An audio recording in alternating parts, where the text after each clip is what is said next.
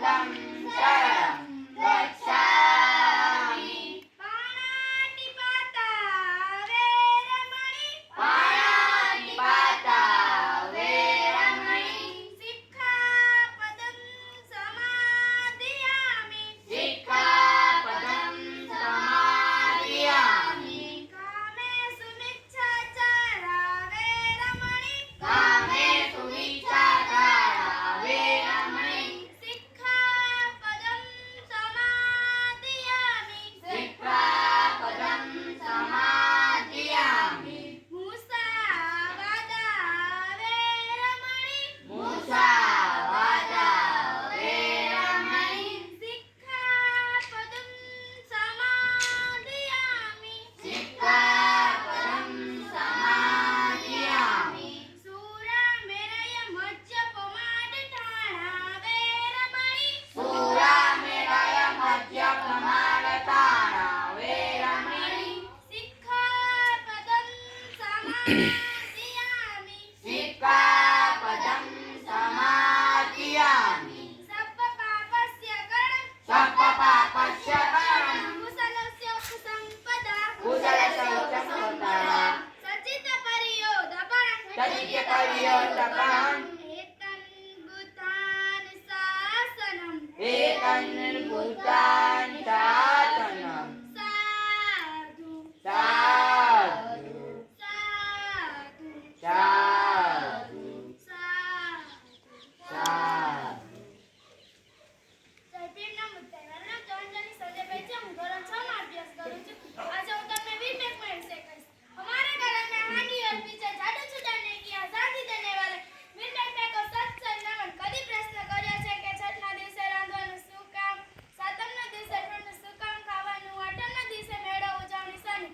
વર્ષો પહેલા વીરબેગમાં નામના બહુજન સમાજના ક્રાંતિકારી પેદા થયા હતા, જેમણે જ્ઞાની જાતિના ભેદ દૂર કરી સમાનતાનું આંદોલન ચલાવ્યું.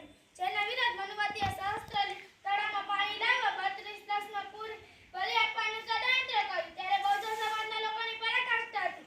જે ગામના છેવાડે રહેતા એટલે કે બહુજન લોકોને ગામમાં પ્રવેશવાનો કોઈ અધિકાર ન હતો. લોકોને વસા હતો, બજારોમાં પ્રવેશ શકતા નહોતા અને ગળામાં કુડી અને પાછળ ઝાડુ તેમજ પગમાં ઘૂઘરી રાખવામાં આવતી. જેના અવાજથી લોકોને ખબર પડી જાય કે સીમાડી આવી રહી છે. થઈ ગઈ. બસ એટલું જ કહીશ. જય ભીમ. જય ભીમ. મારું નામ ધ્રુવી છે. હું ધોરણ 2 માં અભ્યાસ કરું છું.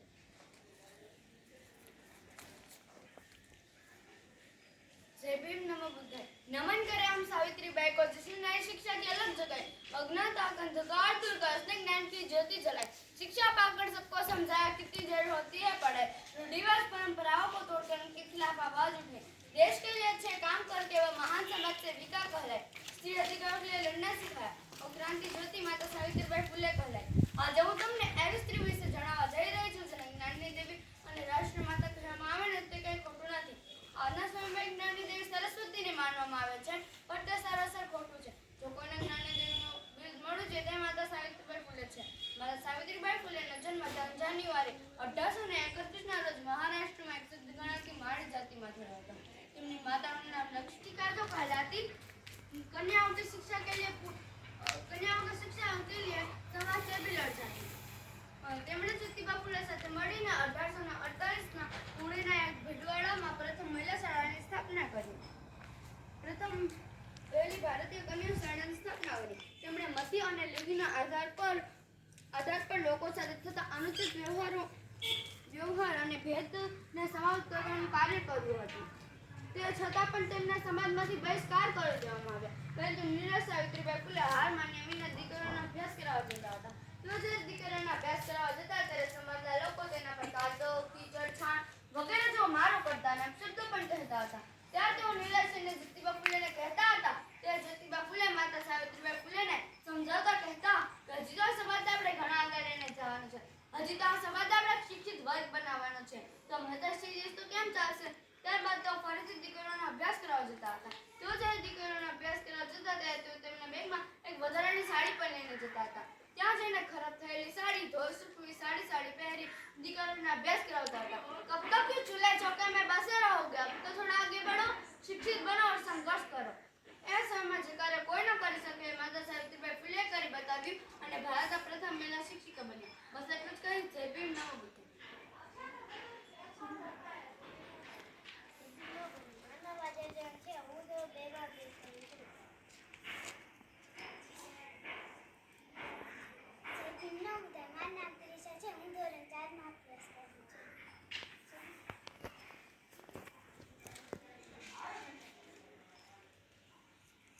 જય ભીમ, નમો બુદ્ધાય. મારું નામ ખુશાલી છે. હું ધોરણ 7 માં અભ્યાસ કરું છું. जन्म फुटी सन 57 में वह तलवार पुरानी थी, खूब लड़ी वो मर्दानी, वो झांसी वाली झलकारी थी. एक एवं महिला જેમને બહાદુરી અને વફાદારીના ઇતિહાસમાં સ્થાન ન મળ્યું, પરંતુ સામાન્ય લોકોના હૃદયમાં સ્થાન આપ્યું. આજે હું તમને એક એવી વીરાંગનાની વાત કહીશ જે ઘરમાં દીકરીઓને શાપનો ભાર માનવામાં આવતો હતો. તે ઘરમાં ઝલકારીબાઈએ ભાગ ઇતિહાસ રચી નાખ્યો હતો. ઝલકારીબાઈનો જન્મ 22/12/1830ના બુંદેલખંડમાં થયો હતો. તેમનું મૃત્યુ 4/1858માં થયો હતો. ઝલકારીબાઈનો જન્મ એક ગરીબ કોળી પરિવારમાં થયો હતો. ઝલકારીબાઈ નાના હતા ત્યારે ભીમના મૃત્યુ.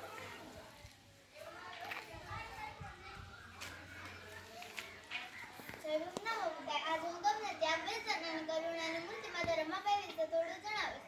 જન્મ તો સૌનો થાય છે, પણ જીવનમાં સંઘર્ષ અને સમર્પણ બાદ જ પ્રતિભા નિખરતી હોય છે. એવી જ એક પ્રતિભા એટલે માતા રમાબાઈ.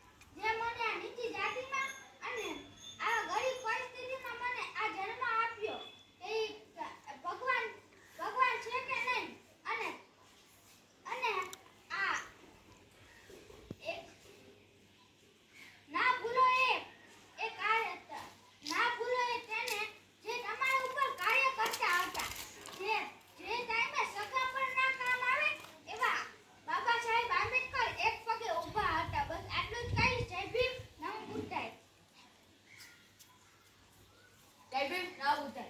આજે હું તમને કેવા માંગુ કિસ્સો જણાવું છું જે બાપસાહેબ જેવા સંગઠન અને બહુજન સમાજ પાર્ટી જેવી સ્થાપના કરી.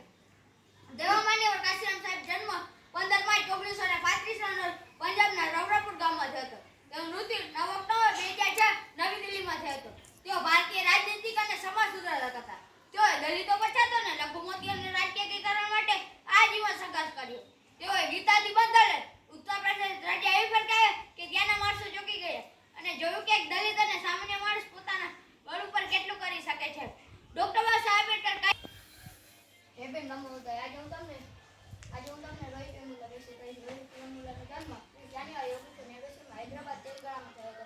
તેમનું મૃત્યુ 17 જાન્યુઆરી 2016માં થયું હતું. હૈદરાબાદ સેન્ટ્રલ યુનિવર્સિટી અને સમાજશાસ્ત્ર વિભાગમાં PhD કરતા ક્રાંતિકારી વિચાર ધરાવતા અને જાતિવાદ વ્યવસ્થાનો વિરોધ કરતા વિદ્યાર્થી રોહિત વેમુલા અને તેમના 4 સાથીઓ યુનિવર્સિટીના કેમ્પસમાં પ્રવેશ પર પ્રતિબંધ લગાવવાની તેમને સસ્પેન્ડ કરી દેવામાં આવ્યા. યુનિવર્સિટીના આવા જાતિવાદ વર્તન બદલ રોહિત વેમુલા અને તેમના 4 સાથીઓ યુનિવર્સિટી સામે ખુલ્લા આકાશ નીચે આંદોલન કરવા બેસી ગયા. નિષ્ઠળ આપવામાં ન આવ્યું. જેથી યુનિવર્સિટીના આવા જાતિવાદ અને વર્તનથી કંટાળી રોહિત વેમુલા અને તેમના 4 સાથીઓ પોતાની જિંદગી ટૂંકાવી દીધા હતા.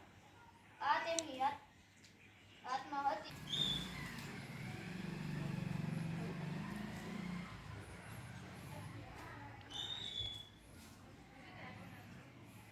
એ કેમ નામ પૂછે આજે આ વાત અમે કહીએ છીએ કે આ વાત જ્ઞાન અને વિચારવા જેવી છે. આ વાતમાં અમે આ વાત જ્ઞાન અને વિચારવા જેવી છે. આ વખતે હું તમને કેવા સંગઠન વિશે માહિતી આપવા જઈ રહેવાનું છું. અમે સંગઠન વિશે એ માહિતી કહી કે તેમાં મુખ્ય 3 સ્થાપક હતા. જેમાં એક જીકે કાપલે સાહેબ, કાચીરામ સાહેબ અને ટીનાપાના સાહેબ એ ત્રણેય મળીને આ એક સાથે કામ કર્યું હતું. તેમાં હા માનાકો કોને પાર પાડ્યા જેનું આપણે ધ્યાન પણ ન હતું. જે હતા જીકે કાપલે સાહેબ, કાચીરામ સાહેબ અને ટીનાપાના સાહેબ ત્રણેયને મળીને આ એક સાથે કામ કર્યું હતું. તેમાંથી આ તમને ટીનાપાના સાહેબ વિશે થોડું કહી. ટીનાપાના સાહેબનો જન્મ 28 ફેબ્રુઆરી 1928 વાંકા રાજસ્થાનમાં થયો. જેનું પરિનિર્માણ 29 નવેમ્બર 2006 ઉના મહારાષ્ટ્રમાં થયું. અમે આ નારા લગાવીએ છીએ. સ્થાપના કરે છે. પછી કાચીરામ સાહેબ 5-6 વર્ષ પછી કહે છે મને પણ એક નવી પાર્ટીની સ્થાપના કરી છે. ચાહે ટીનાપાના સાહેબ અને ટીકે કાપલે સાહેબ તક ના પાડી છે. કેમ તેઓ કહે છે કે અમે આ સંગઠનમાં કામ કરવું છે અને આ સંગઠનમાં અમે પોતાનું જીવન પૂર્ણ કરવું છે. પછી કાચીરામ સાહેબ 1985 બહુજન સમાજ પાર્ટીની સ્થાપના કરી છે. ત્યારે કાચીરામ સાહેબ, જીકે કાપલે સાહેબ, ટીનાપાના સાહેબ ત્રણે મળીને ત્રણે હડપ પડી જાય છે કે કાચીરામ સાહેબે બહુજન સમાજ પાર્ટીની સ્થાપના કરી છે હોય છે અને 5 સેકન્ડ આગળ વધારવાનું કામ કર્યું છે. પછી જીકે કાપલે સાહેબ, કાચીરામ સાહેબ અને ટીનાપાના સાહેબનો જીવન સુધી સાથ રહ્યો. જય ભીમ, નમો બુદ્ધાય.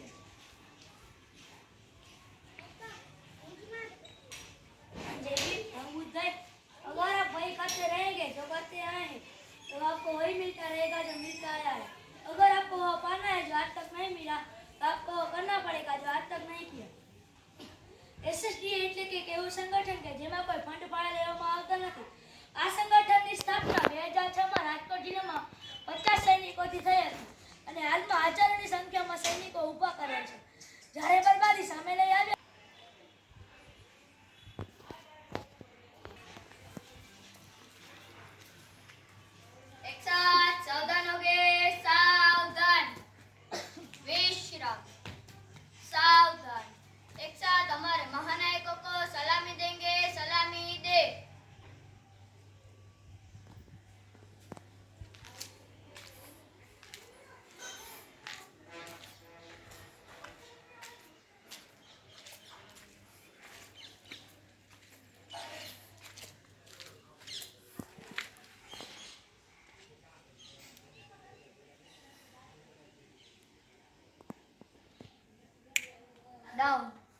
શ્રી રામ. જય ભીમ. જય ભીમ. જય જોહાર. જય જોહાર. કેટલા રે કેટલા. કેટલા રે કેટલા. અડધા ભાવે જેટલા